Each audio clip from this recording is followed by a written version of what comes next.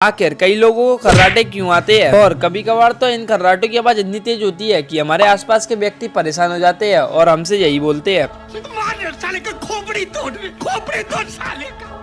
तो आइए जानते हैं खर्राटे क्यों आते हैं। ऐसा तब होता है जब सांस लेने के दौरान हवा का बहाव गले में स्थित ऊतक में कंपन पैदा करता है और जब आप गहरी नींद में सोते हो तो आपके मुंह, जीभ और गले की मांसपेशियों को आराम मिलता है। इसी बीच गले के ऊतक इतने ढीले हो जाते हैं जिससे हवा आने में दिक्कत होती है। और तो और वायु की रास्ता ऊतक जितना रोकते हैं तो हवा का प्रवाह उतना ही बढ़ता चला जाता है और इसी की वजह से हमें खर्राटे जोर से आते हैं, जिसकी वजह से हमारे आसपास के लोग हमें गाली देते हैं। और हाँ, आपको भी खर्राटे आते हैं या नहीं, मुझे कॉमेंट में जरूर बताना।